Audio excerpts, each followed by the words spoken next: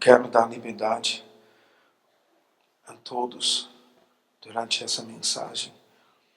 A hora que você sente o Espírito Santo te atraindo, você pode sair do seu lugar. Eu não entendo porque, mas há uma palavra no meu espírito. Há pessoas que estão simplesmente com uma direção de sair do seu lugar e estar aqui. Deus tem algo preparado para você. Você está na liberdade do Espírito Santo de sair do seu lugar e vir. Não importa que seja agora ou durante a mensagem, você fica à vontade. No meu espírito, já no dia de hoje, estava a palavra de Hebreus 11. Gostaria que você abrisse a sua Bíblia comigo.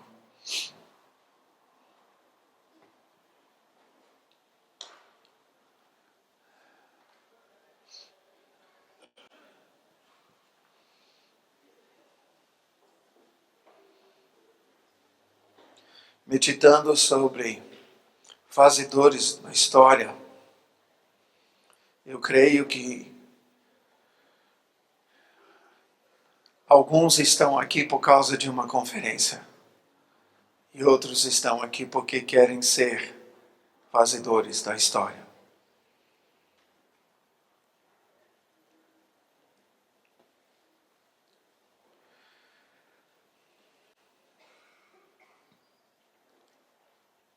Eu quero olhar a vida de algumas pessoas que, conforme a palavra do Senhor, mudaram a história. Foram usados por Deus para mudar as coisas para a sua geração, mas também mudando a história que até afeta a nossa geração até hoje. Hebreus 11, versículo 6. De fato, sem fé é impossível agradar a Deus, porquanto é necessário que aquele que se aproxima de Deus creia que Ele existe e que se torna galardoador dos que o buscam. Pela fé, Noé, divinamente instruído acerca dos acontecimentos que ainda não se viam, e sendo temente a Deus, aparelhou uma arca para a salvação de sua casa, pela qual condenou o mundo e se tornou herdeiro da justiça que vem pela fé. Pela fé, Abraão, quando chamado, obedeceu, a fim de ir para um lugar que devia receber por herança, e partiu sem saber aonde ia. Pela fé, peregrinou na terra da promessa, como em terra alheia, habitando em tendas com Isaque e Jacó, herdeiros com ele da sua promessa, porque aguardava a cidade que tem fundamentos, da qual Deus é arquiteto e edificador. Pela fé, também a sua própria Sara recebeu o poder para ser mãe, não obstante o avançado de sua idade, pois teve por fiel aquele que havia feito a promessa. Por isso também, aliás, já amortecido, saiu uma posteridade tão numerosa como as estrelas do céu, e inumerável como a areia que está na praia do mar. Todos estes morreram na fé, sem ter obtido as promessas, vendo-as, porém, de longe e saudando-as, e confessando que eram estrangeiros e peregrinos sobre a terra. Porque os que falam deste mundo manifestam estar procurando uma pátria. E se, na verdade, se lembrassem daquela de onde saíram, teriam oportunidade de voltar. Mas agora aspiram a uma pátria superior, isto é, celestial. Por isso, Deus não se envergonha deles, de ser chamado seu Deus, porquanto lhes preparou uma cidade. Pela fé, Abraão, quando posto à prova, ofereceu Isaque. Estava mesmo para sacrificar o seu unigênito aquele que acolheu alegremente as promessas, a quem se tinha dito, em Isaque será chamada a tua descendência. Porque considerou que Deus era poderoso até para ressuscitá-lo dentre os mortos, de onde também, figuradamente, o recobrou. Pela fé, igualmente, Isaque abençoou a Jacó e Esaú, acerca das coisas que ainda estavam para vir. Pela fé, Jacó, quando estava para morrer, abençoou cada um dos filhos de José e, apoiado sobre a extremidade do seu bordão, adorou. Pela fé, José, próximo do seu fim, fez menção do êxodo dos filhos de Israel, bem como deu ordens quanto a seus próprios ossos. Pela fé, Moisés, apenas nascido, foi ocultado por seus pais durante 3 meses, porque viram que a criança era formosa. Também não ficaram amedrontados pelo decreto do rei. Pela fé, Moisés, quando já homem feito, recusou ser chamado filho da filha de Faraó, preferindo ser maltratado junto com o povo de Deus, a usufruir prazeres transitórios do pecado, porquanto considerou o opróbrio de Cristo por maiores riquezas do que os tesouros do Egito, porque contemplava o galardão. Pela fé, ele abandonou o Egito, não ficando amedrontado com a cólera do rei. Antes permaneceu firme, como quem vê aquele que é invisível. Pela fé, celebrou a Páscoa e o derramamento do sangue para que o exterminador não tocasse nos primogênitos dos israelitas. Pela fé, atravessaram o Mar Vermelho, como por terra seca, tentando os egípcios foram tragados de todo. Pela fé, ruíram as muralhas de Jericó, depois de rodeados por 6 dias. Pela fé, Raabe, a meretriz, não foi destruída com os desobedientes, porque acolheu com paz aos espias. E que mais direi?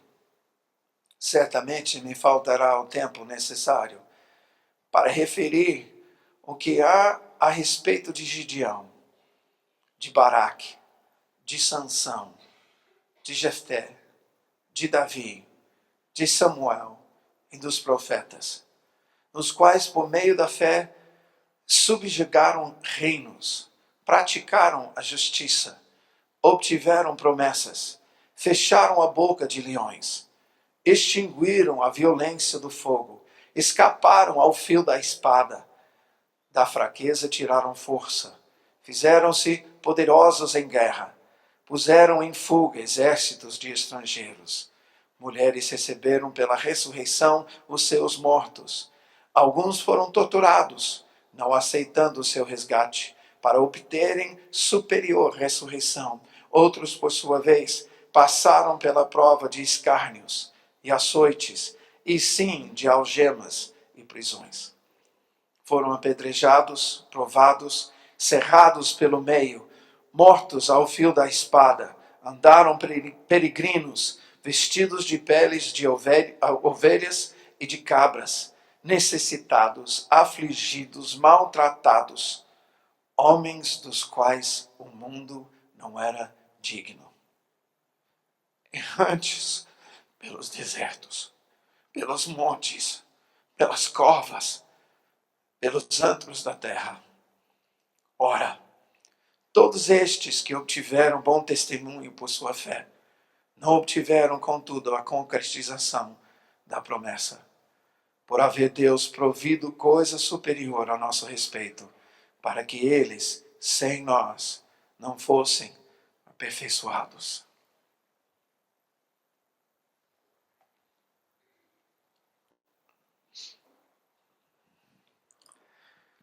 Quantos aqui querem o reino de Deus na terra?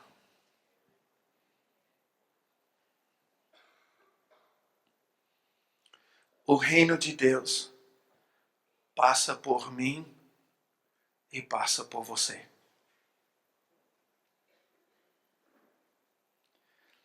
Há uma história sendo escrita desde a fundação do mundo.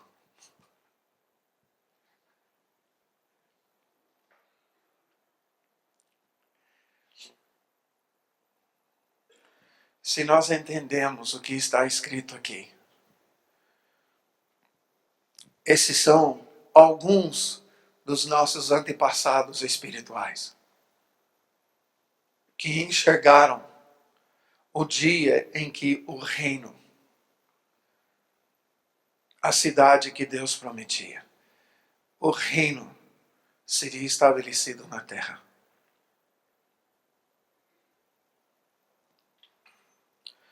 Todos esses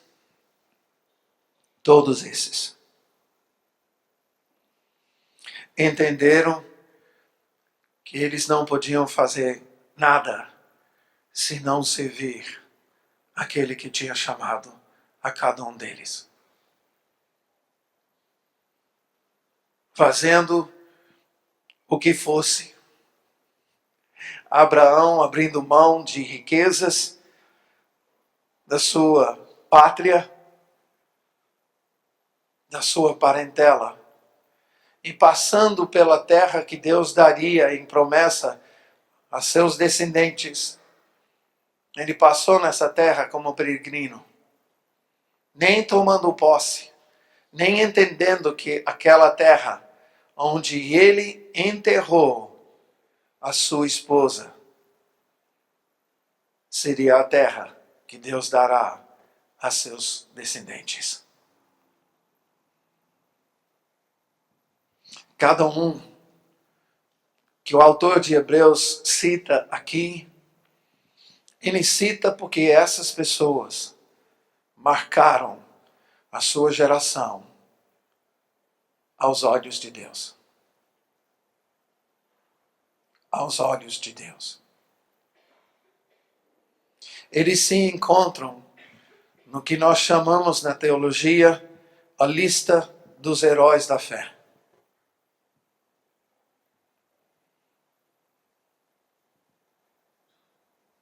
Quando eu penso em fazedores da história, posso descer, né? Quando eu penso em fazedores da história, não dá, especialmente o Senhor deixou muito claro hoje, não dá para pensar em fazedores da história sem pensar primeiro em Jesus. A nossa história é marcada pela vinda de Jesus, antes e depois. Nosso calendário, os dias são contados, os dias antes de Cristo e depois de Cristo. Ele é o centro da nossa história.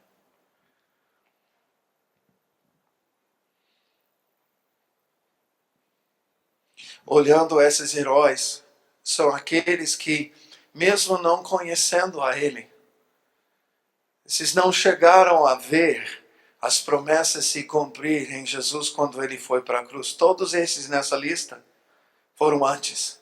Se a gente continuasse com essa lista, se fosse uma outra pessoa escrever 100 anos depois, 1000 anos depois, quem sabe se alguém entre nós fosse convocado por Deus para continuar a escrever esse capítulo, nós teríamos que incluir homens e mulheres como a Maria,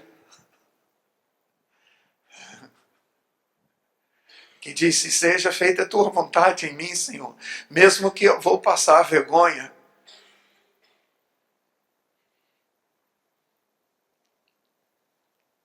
Senhor, José, mesmo que vai ser muito difícil eu andar e saber que esse filho que foi gerado não foi eu que gerei. Pela fé, José pega a Maria por causa de um sonho e o menino e leva os dois para o Egito.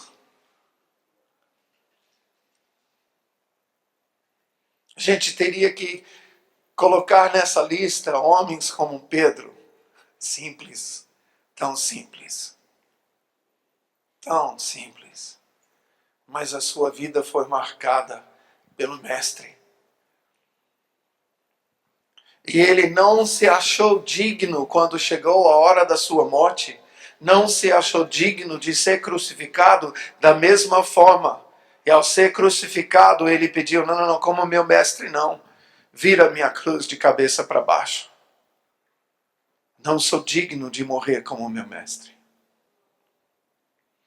Mas ele marcou a história. Um pescador, um homem muito simples. E a história nossa é marcado pelo Pedro, que olha e a sua mensagem, até uma mensagem profética da sua vida: tu és Pedro, sobre essa pedra edificarei a minha igreja. Quando você vai para a carta que Pedro escreve como pescador, ele escreveu 2 cartas que nós temos hoje na nossa Bíblia. Diz para mim que ele não fez a história. Imagina um pescador do norte, nordeste, um pescador lá na praia que sai de madrugada com a sua jangada para pescar. Escreve 2 cartinhas que são guardadas há 2000 anos. Porque Deus preservou para chegar a nós e ele olhar para nós e dizer: a igreja é feita de pedras vivas e tu és sacerdote de um sacerdócio real.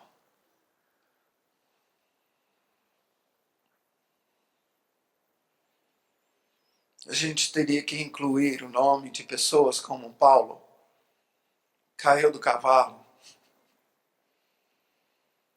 teve uma visão de Jesus quando ele estava perseguindo os cristãos, os seguidores de Jesus, levando a carta que mandava matá-los. E vendo Jesus, mudou completamente a sua história. Suas cartas estão aí. As suas cartas, as suas viagens missionárias começaram a expansão da igreja. O que ele escreveu, se foi ele, e possivelmente seja ele um dos que são considerados os autores de Hebreus, embora não carregue o seu nome, possivelmente ele seja, quando ele fala sobre os sofrimentos dos que viveram pela fé, ele mesmo, na carta aos Coríntios, fala da sua vida como apóstolo, ele fala dos náufragos, ele fala sobre as chibatadas que ele levou, ele fala sobre a pobreza que ele encarou.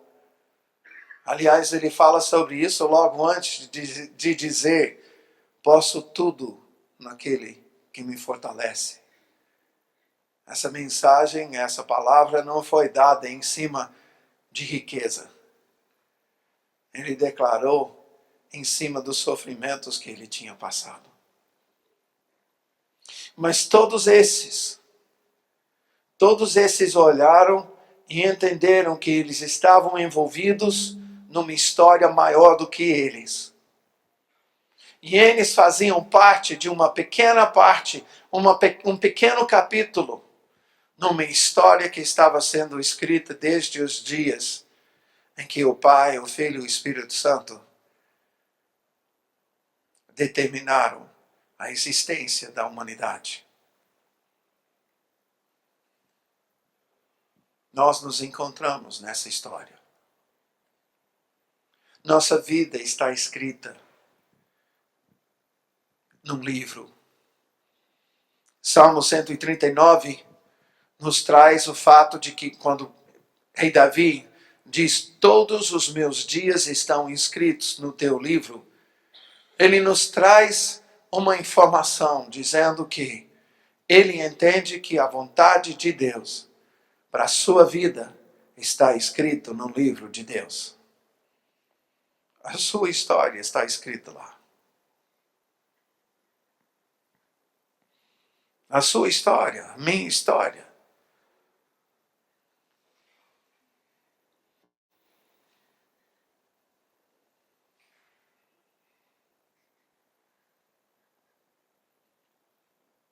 Em Romanos, Paulo entendeu que isso seria chamado a vontade de Deus, boa, perfeita e agradável.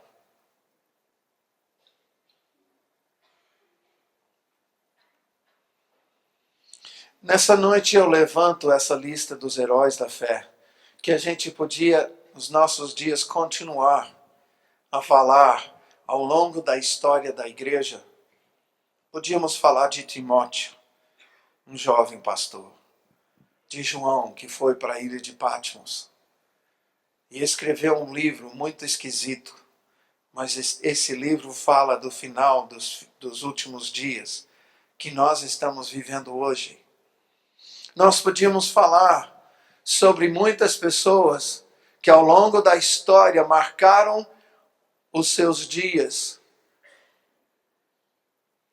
Homens que deram suas vidas para acolher órfãos.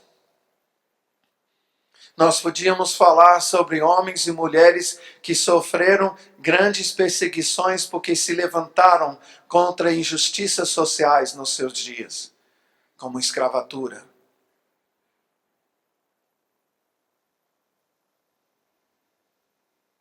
Homens como João Wesley, que levantava de madrugada. E levantando de madrugada, ele ia para os bairros onde moravam os mineiros, que também levantavam de madrugada para ir trabalhar nas minas, na Inglaterra. A sua história é muito interessante. Um dos muitos filhos de Susanna Wesley, que orou todos os dias com seus filhos. Eu não sei de nenhuma pregação dela. Eu nunca li nenhuma pregação de Susanna Wesley. A não ser os livros e jornais que seu filho, João, deixou escrito. A não ser os mais de 1000 hinos, que eram as canções da unção do dia de João e Charles Wesley, dois irmãos que Deus levantou para impactar a Inglaterra e trazer uma reforma social. Se nós vamos falar nessa noite e nesses dias sobre fazedores de história, eu não quero que ninguém aqui pense que é uma ideia bonita e que legal. Eu quero ver um fazedor de história. Jesus deu a sua vida. Essa lista está na palavra para declarar para nós. Ele quer que sejamos alguém que marque a história. Ele nos resgatou para marcar a história, para nós marcarmos a história da nossa geração, das nossas famílias, dos nossos bairros, das nossas cidades, de outras nações.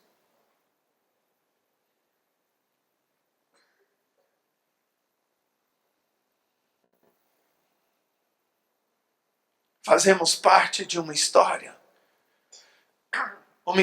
sendo escrita ainda e não se encerrou.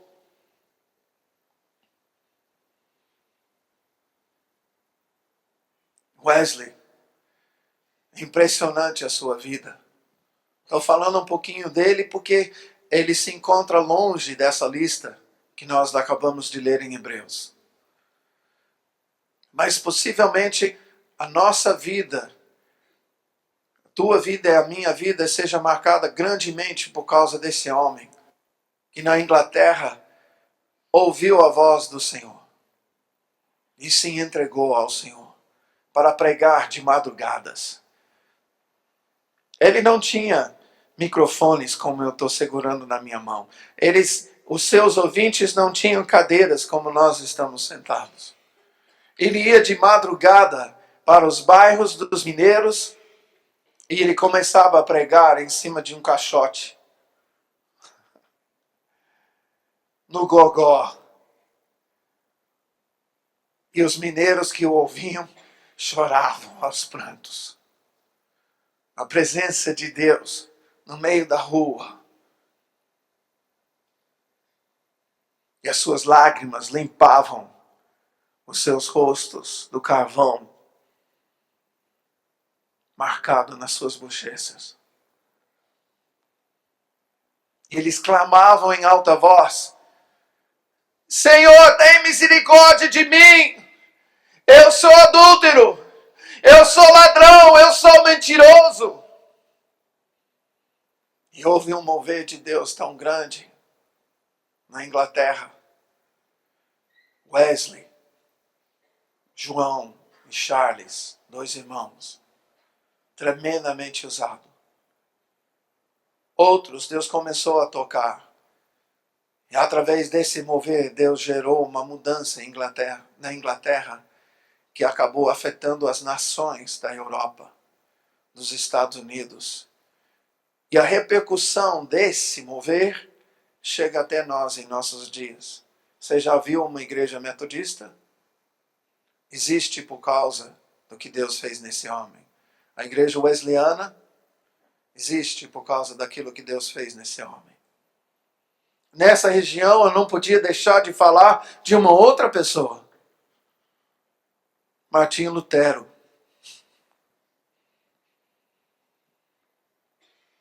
Que nas experiências que ele teve com Deus, teve que abrir a sua voz e buscar no Senhor a coragem de levantar uma voz profética e declarar: a nossa vida tem que ser pela fé. Tal qual Hebreus 11. E ele escreveu alguns pontos que o Espírito Santo estava dizendo onde a igreja estava desviada. E pregou as suas teses, os pontos da revelação que Deus tinha dado. Ele disse: eu só posso ficar aqui declarando isso, eu não posso mudar. Alguém aqui já viu uma igreja luterana? Existe por causa daquilo que Deus fez naquele homem.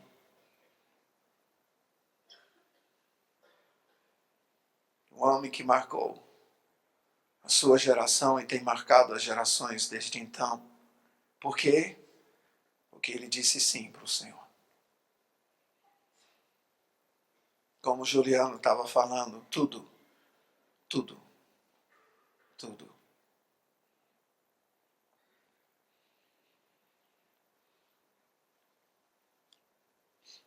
Nas suas experiências, essas pessoas perceberam que Deus não precisava da ajuda de ninguém.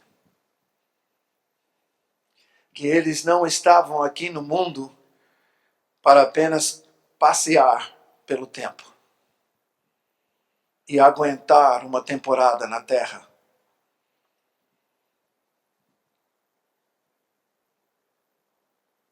Eles sabiam que eles chegaram aqui com destino. Que havia um propósito de Deus para eles. Algo que Deus queria fazer. E se eles cooperassem com isso, iria afetar muitas gerações. Imagina, Abraão que não viu a sua descendência. Deus falou para ele: a sua descendência vai ser tão numerosa. Olha as estrelas. Tenta contar. A sua descendência vai ser mais numerosa. Olha a areia. A sua descendência vai ser mais numerosa do que a areia que você está vendo com seus olhos. Ele nunca viu. Mas sabe quem Deus conta entre os descendentes de Abraão? Eu. Tem mais?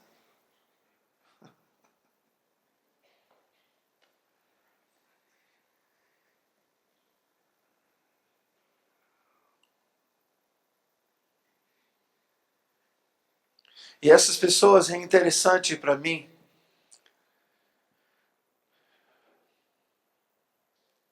essas pessoas e as suas vidas não foram marcadas por sinais de grande, entre aspas, bênção como nós medimos hoje. Eles não estão nessas listas, e nessa lista dos heróis da fé, os que marcaram, os que fizeram a história, porque Deus deu para eles castelos, porque Deus deu para eles o carro do ano, porque Deus deu para eles a carruagem de ouro. As suas vidas marcaram a sua geração, porque eles estavam prontos a se sacrificar como seu mestre. Abrir mão de tudo como seu mestre.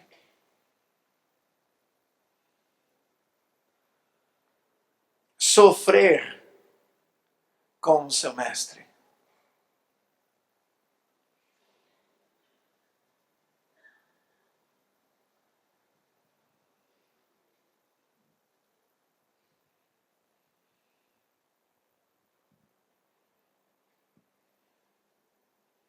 Eu não sei o que você está pensando quando você está aqui, querendo fazer parte de uma conferência Fazedores da História. Mas eu espero que você esteja aqui como eu, dizendo: Senhor, eu quero ser um fazedor da história. Eu quero marcar a minha geração e futuras gerações.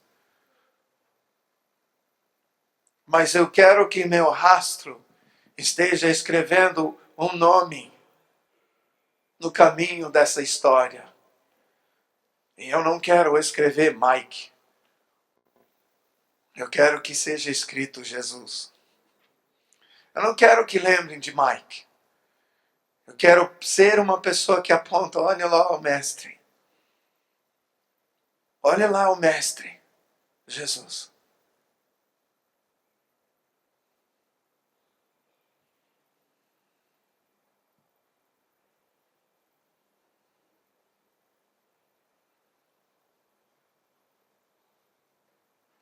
Você, meu querido, não está aqui nesse momento e não está aqui nesse mundo por acaso.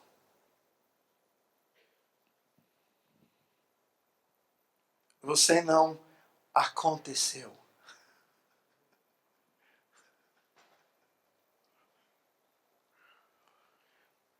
Você foi uma determinação de Deus Pai.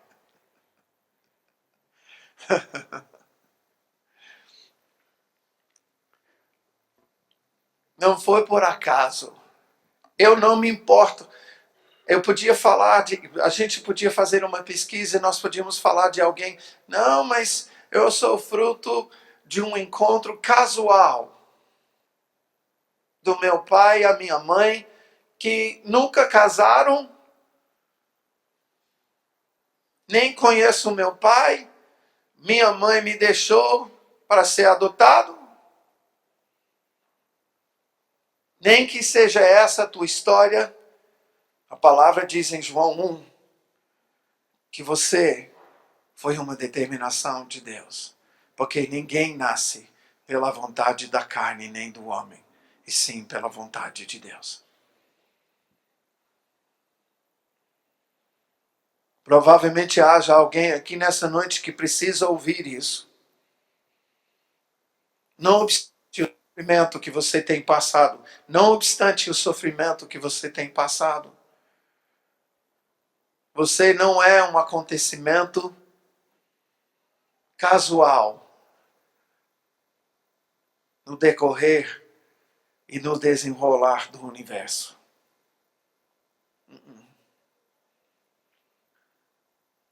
Deus determinou que a Edna seria concebida, iria nascer e estaria aqui nesse dia. Você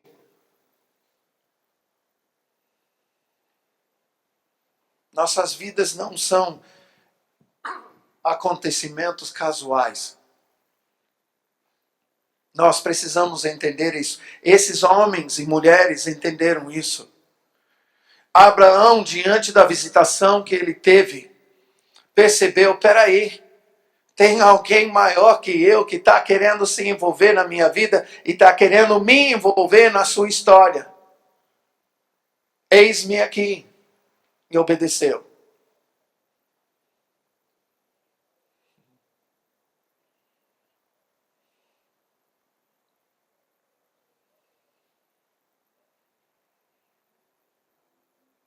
O mundo, nos nossos dias, a sociedade projeta para nós que as nossas vidas são acontecimentos casuais.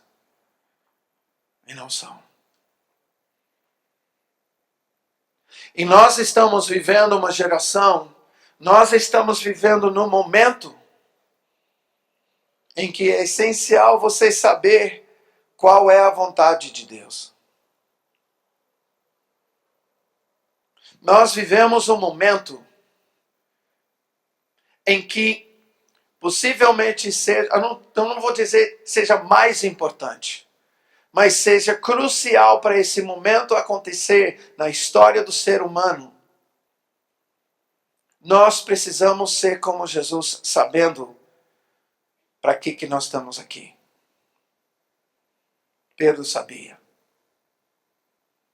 Na revelação de Deus, uma vez que Pedro recebeu a sua salvação, ele sabia que além de ser salvo, não era para ele apenas viver um estado de salvação. Ele tinha que seguir a vontade de Deus. Eu quero repetir isso. Nós não fomos salvos para sermos salvos.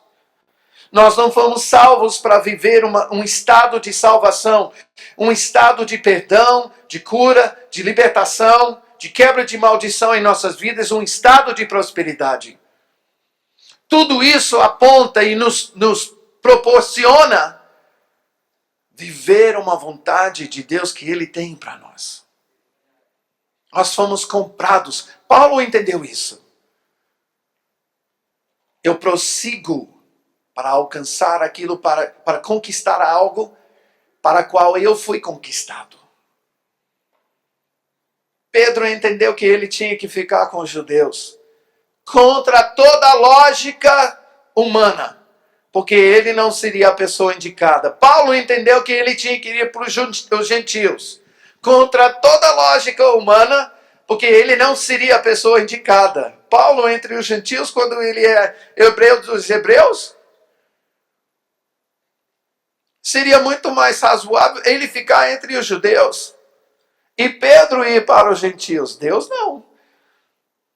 Os que não são, esses que eu escolho para confundir os que são. Os fracos para confundir os fortes. Os simples para confundir os sábios. Os que não são para pôr a nada os que são.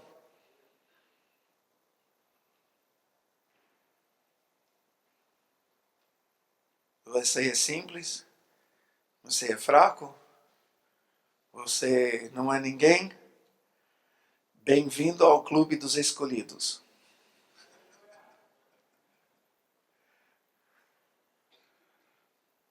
Bem-vindo ao clube dos escolhidos.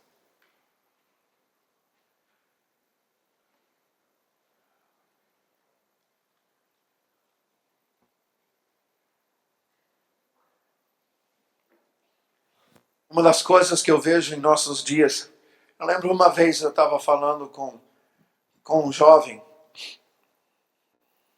e eu ouvi uma história de um outro jovem que tinha ouvido palavras proféticas onde Deus tinha falado: o teu ministério é grande, o teu ministério é grande, a obra que eu tenho para você é grande. E conversando com esse jovem, alguém perguntou: e aí? Eu ouvi que você recebeu um convite para ministrar em tal igreja. Daí, você vai? Ele falou: não. Ué, mas por quê? Porque Deus falou que o meu ministério é grande e lá só tem 30 membros.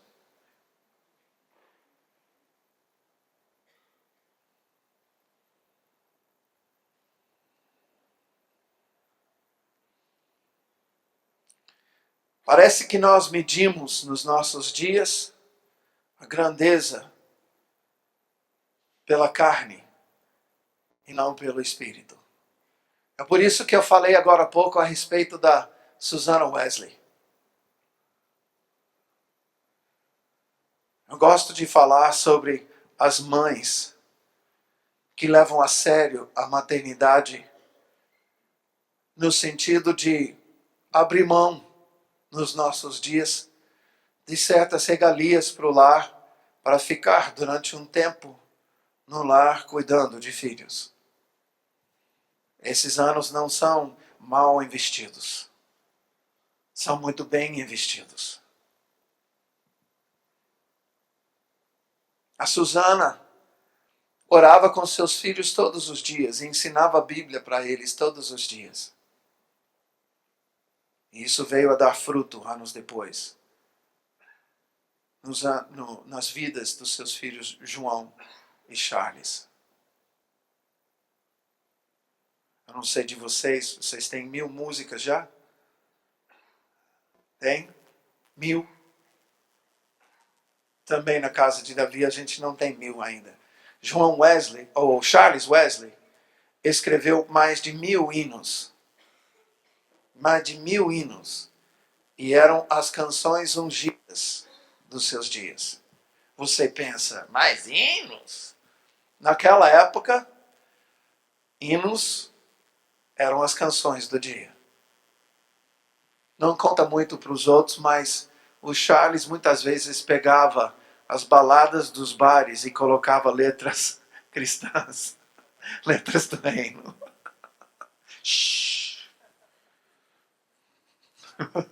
Nós não sabemos isso porque a gente não estava lá cantando as canções nos bares. Mas ele fazia isso. Por quê? Porque todo mundo já conhecia a música.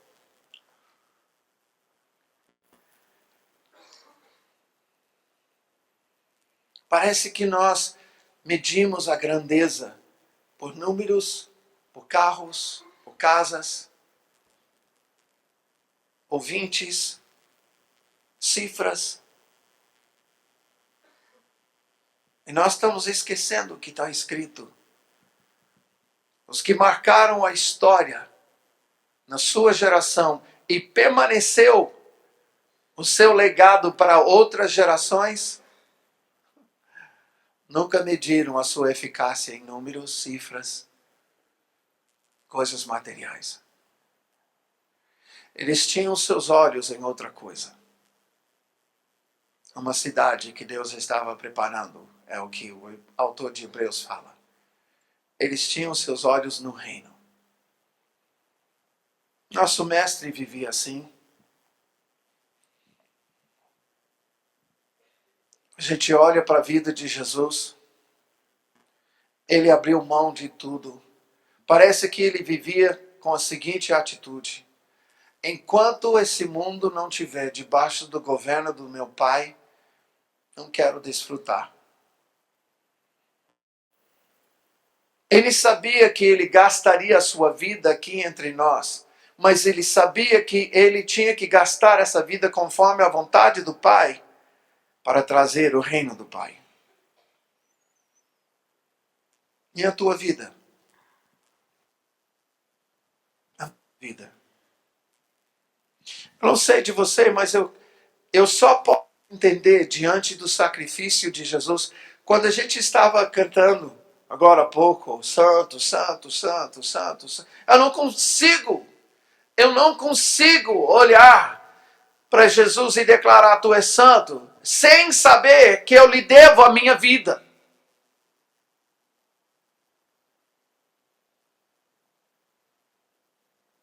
Porque a capacidade que nós temos para declarar que Ele é santo, é Ele que nos deu, porque a gente era cego. A gente não entendia nada disso. As lágrimas que hoje caem nas nossas faces, declarando que Ele é santo, é proporcionado pelo sacrifício que Ele fez, pelo resgate que Ele fez por nós. E diante disso, eu não tenho nada a dizer senão: qual é a minha parte nessa história?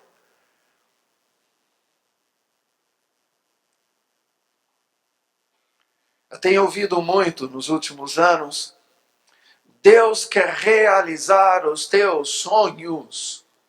Eu confesso, irmãos, que eu não consigo pensar assim. Não consigo pensar isso. Porque isso, há uma razão que isso para mim é muito difícil, porque instiga a gente sonhar na carne. E parece que enaltece a capacidade humana de ajudar a Deus em melhorar a situação da terra pela nossa capacidade. Que nós temos sonhos em nós, carnais, que Deus se preocupa em realizar para a nossa grandeza. Eu confesso que eu tenho que ver, eu preciso ver de uma outra forma. E preciso declarar, eu entendo que Deus tem sonhos. Que nós temos o privilégio de participar dos seus sonhos, dos seus planos. Logo que eu me converti, Deus me levou para uma passagem quando eu comecei a ler a Bíblia, com os meus 16 anos. Nem olhos viram, nem ouvidos ouviram, nem penetrou em coração humano aquilo que Deus tem preparado para aqueles que o amam. Mas o seu Espírito nos revela isso. O mesmo Espírito que sonda as profundezas de Deus. E nisso eu vi, Deus está dizendo que Ele tem coisas que eu não posso nem conceber. Se eu amo ao Senhor, se a minha atitude, mediante a cruz e entendimento que Jesus deu sua vida por mim, se eu tenho um amor no meu coração, meu mestre abriu mão da sua divindade para se tornar igual a nós. Se esvaziou. O que eu posso fazer senão mesmo? Meus sonhos. Meus sonhos. Eu vi recentemente, quantos viram um filme chamado Volta do Todo-Poderoso? Várias pessoas. Tem uma cena ali que um ator faz o papel de Deus. E nessa história, esse ator que faz o papel de Deus fala com alguém que ele está dando uma tarefa importante para participar na história de Deus, por isso eu gostei desse filme. Ele pede para uma pessoa fazer algo. E a pessoa responde assim, mas Deus, e os meus planos? E nisso Deus responde assim, teus planos? Tipo, você não está entendendo, não? Participar dos meus planos, dos meus sonhos. Teus planos. Essa é uma boa piada para Deus. Deus, os meus planos. Faz favor. Faz favor. Nossos planos vão fazer o quê? Nossos. Deixa eu ver. Eu acho. Nós não temos entendido que os seus pensamentos são muito superiores aos nossos. Enquanto eu leio o que está escrito nessa história de Deus, nesse testemunho de Deus, eu só posso me render. Porque ele escreve uma história que ninguém pensa. Traz glória somente para ele. Ele não divide a glória com ninguém. Mas nisso tudo, quem quer fazer parte dessa lista dos heróis da fé, ele respalda com tudo do céu. Então tá bom, para mim essa é uma boa negociação. Senhor, eu posso participar dos teus sonhos? Posso participar dos teus planos, dos teus projetos? Eis-me aqui.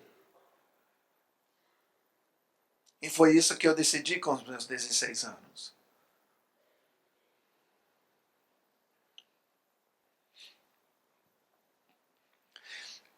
Eu vou ser uma pessoa, eu vou falar aqui como Paulo. Paulo escreveu em Filipenses: o que vistes em mim, o que ouvistes de mim, o que aprendestes comigo, isso façais, e o Deus da paz será convosco. Paulo assumiu algo, tá? Paulo assumiu algo. E eu gostaria de pedir, assim como Paulo fala, olha, eu vou falar um minuto na carne. Aguenta comigo. Eu estou fazendo isso mais ou menos. Com meus 16 anos, eu decidi, Senhor, eu quero viver tua história. Eu não quero viver a minha. E hoje, eu estou fazendo história de uma outra nação.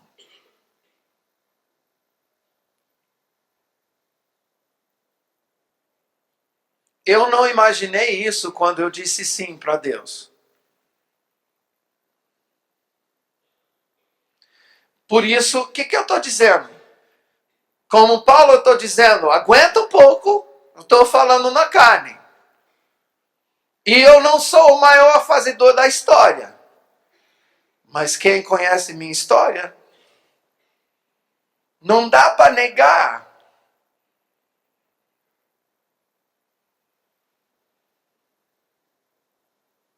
Não dá para negar. Eu não posso negar.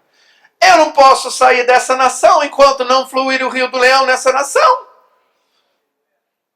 Eu não posso ir embora enquanto o Brasil não for conhecido entre as nações como adoradora ao Senhor Jesus.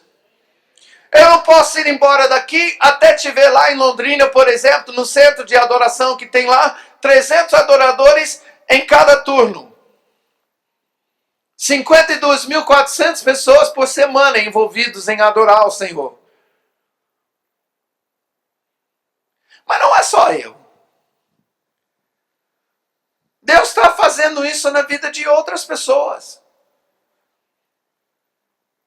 Mas o que Deus está querendo despertar em nós nessa noite é, isso não precisa ser só eles. Ou só ele. Com 16 anos, eu estou dizendo para você, eu resolvi, eu quero fazer parte dessa história. Não sei como é que vai ser. No desenrolar de anos, na direção de Deus, cheguei a visitar a nação brasileira. Cheguei a conhecer cidades. Um dia, aqueles que conhecem a nossa história, Deus revelou uma chave nas ruas de uma cidade, desenhadas nas ruas de Londrina, e disse: levanta um centro de adoração aqui. Essa é só a minha história. E a tua? E a tua? Quantos anos você tem? 14? Você não tem que esperar 16 anos. Você pode começar 2 anos antes que eu comecei. E para aqueles que estão mais avançados em anos, o próprio texto disse, olha para Sara, que seria mãe das nações, a mãe que daria para Abraão a sua descendência da promessa, com 90 anos. Imagina como ela deve ter recebido a notícia, Sara, você está grávida. O quê? Com 90 anos? Você sabe qual foi a resposta dela quando os anjos falaram que ela teria, na próxima vez que eles passassem ali nas tendas de Abraão, nós vamos passar o ano que vem aqui e você vai ter o seu neném no colo.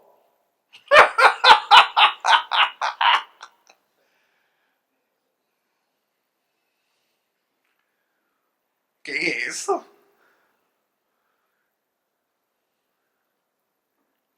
Moisés começou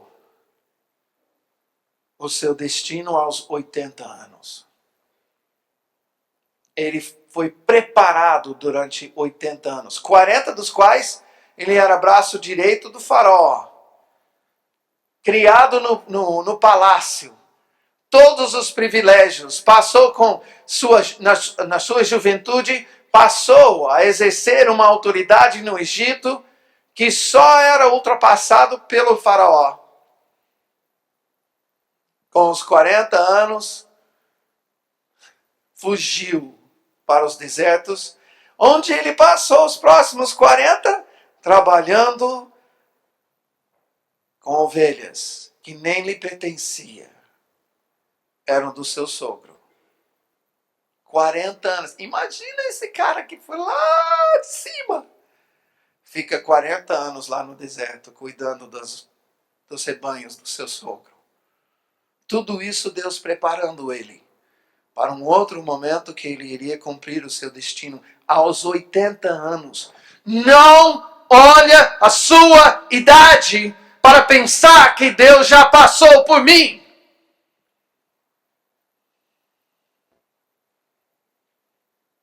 Ele está procurando quem quer fazer parte da minha história. Quem quer fazer parte da minha história? Você foi comprado, resgatado para fazer parte da minha história, diz o Senhor.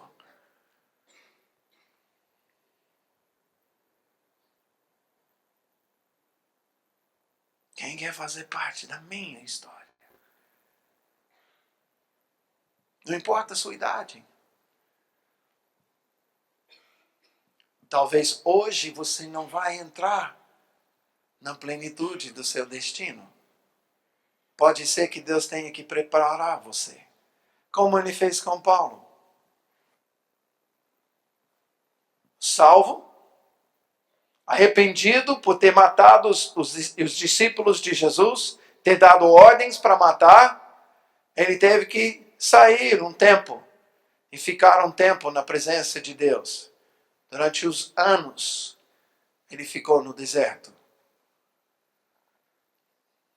sendo ensinado pelo Senhor. Antes de poder começar a pregar e visitar a igreja do Senhor e fazer as suas viagens missionárias, não foi de imediato.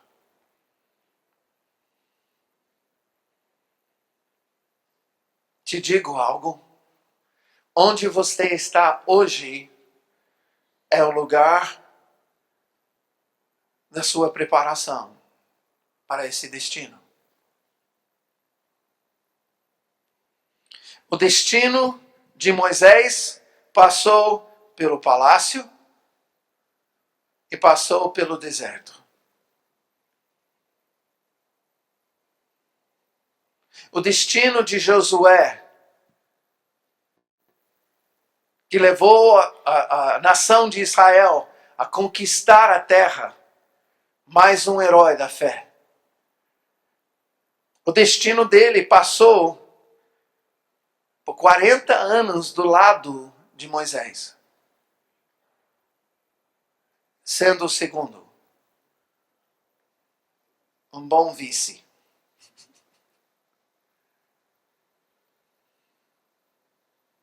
E também ele começou a cumprir o seu destino com os seus 80 anos.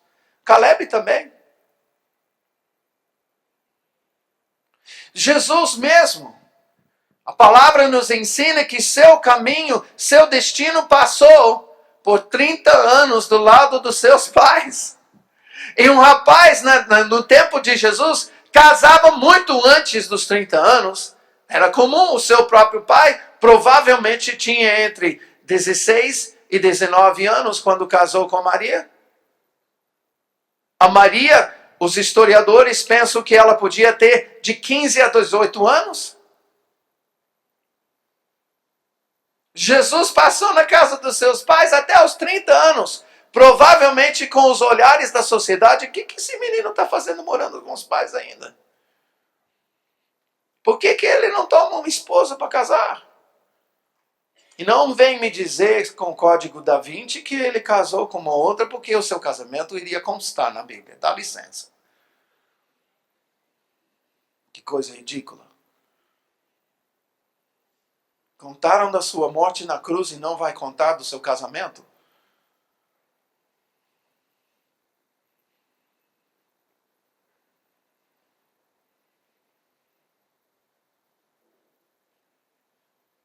Jesus só entrou no cumprimento do seu destino com seus 30 anos.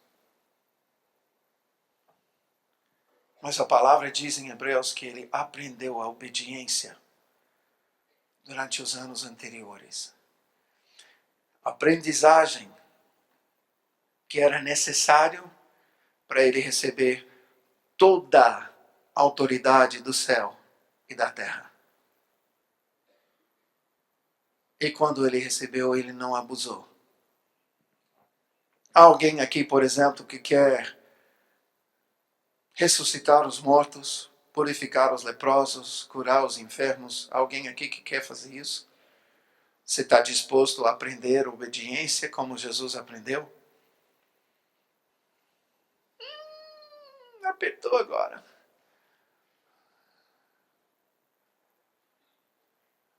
Não adianta falar levianamente. Eu quero ser. Eu vejo um homem nos nossos dias que está marcando a história da sua geração. Há um homem chamado David Hogan. Alguém já ouviu falar dele? David Hogan, um missionário no México. Pelo menos ele estava no México, eu não sei se ele está lá ainda. Quando eu ouvi a história dele, ele tinha marcado o México, especialmente os povos indígenas, por uma gana que ele tinha de ressuscitar os mortos. Quando eu soube do testemunho dele, ele e os pastores índios do México, do interior do México, tinham ressuscitado mais de 200 mortos.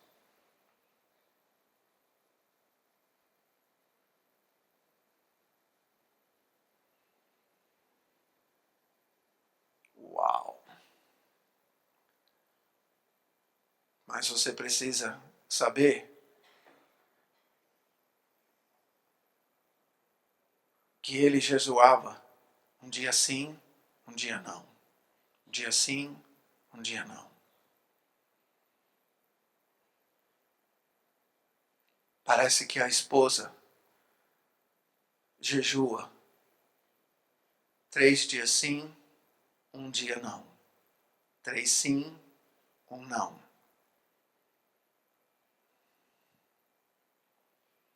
Não vamos falar, eu quero, de uma forma leviana.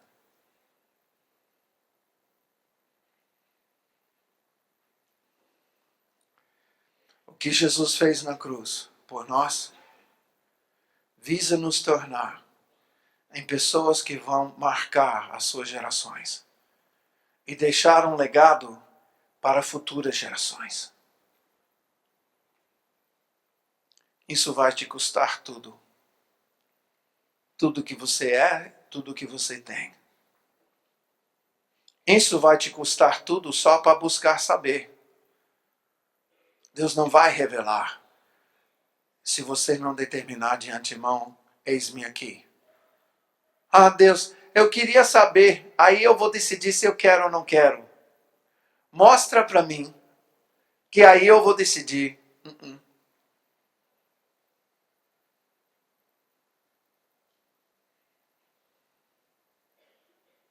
É tudo.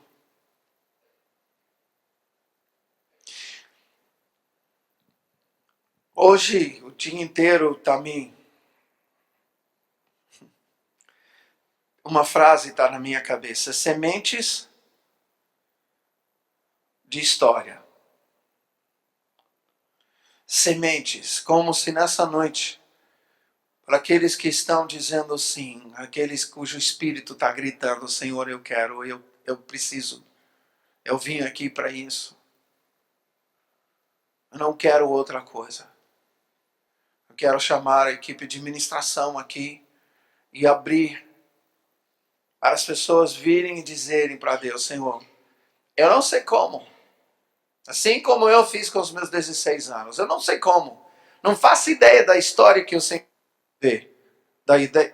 Não faço ideia da história que o Senhor vai escrever, mas eu não quero ficar fora dessa história. Eu não vou determinar a grandeza na carne. Jamais. Eu só quero saber, Senhor, qual é a tua vontade boa, perfeita, agradável. Só quero saber o que está escrito no teu livro a meu respeito, porque é isso que eu quero fazer. Eu quero cooperar contigo. Senhor, não precisa da minha ajuda. Eu quero cooperar contigo e nós queremos orar. Espírito Santo, semeia uma semente da nossa história que vai brotar, com a qual o Senhor vai começar a revelar para mim o que o Senhor tem preparado, porque eu te amo.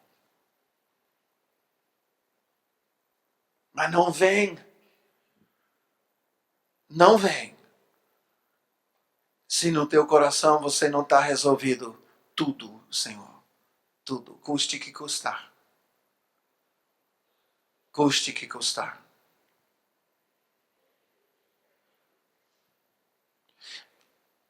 Ainda a taça do sangue dos mártires não se encheu. Não se encheu. Na nossa geração, ainda vai se aumentar o número de mártires. Aqueles que morrerão pela sua fé. Aqueles que morrerão, darão as suas vidas por causas, em nome de Jesus. Por isso, nós não podemos atender um apelo desse sem dizer, sim, Senhor, custe que custar. Sabendo que pode ser a própria vida. Sabendo que pode ser, como Francisco de Assis, heranças e riquezas.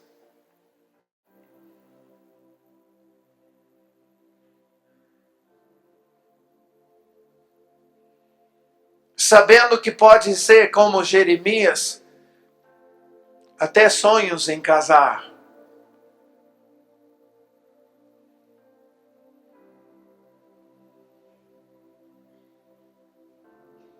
Custe que custar, Senhor. Isso que eu quero.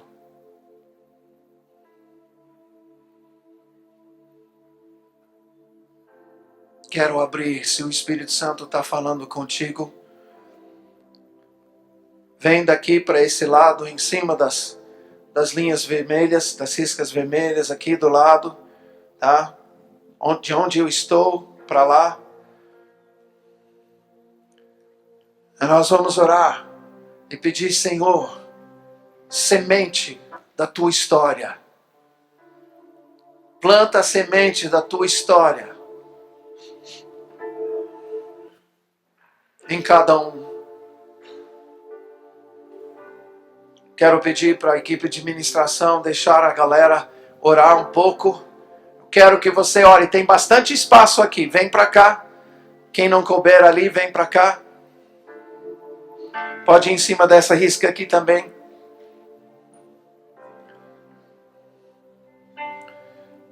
Te convido, por favor, gente, apresente-se a Deus. Não fica olhando para quem vai te ministrar. Tira os seus olhos do instrumento que Deus vai usar para orar contigo. É um momento onde você está determinando diante de Deus, Senhor, eu quero, quando for terminado esse livro de Hebreus, onde se fala sobre essas pessoas que pela fé te agradaram, eu quero que meu nome conste lá. Quero que meu nome esteja escrito. Não porque eu fiz coisas grandes aos olhos dos homens.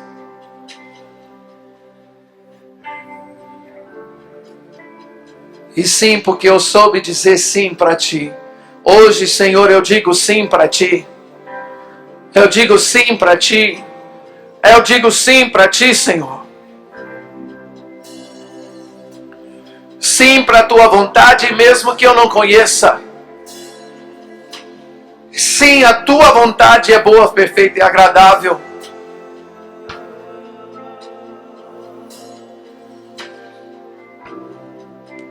Sim, Senhor, eu me coloco na escola de preparação do teu Espírito. Quero, como Jesus, aprender a obediência. Um tempo que for, se 30 anos como ele, se 80 anos como Moisés, 80 anos como Josué, 17 anos como Jeremias. Eu digo sim, Senhor. Eu não tenho nada para te oferecer senão a minha vida, senão a minha disposição. Que percebo, Senhor, não vale nada, mas porque o Senhor me pede, eis-me aqui, eis-me aqui, eis-me aqui.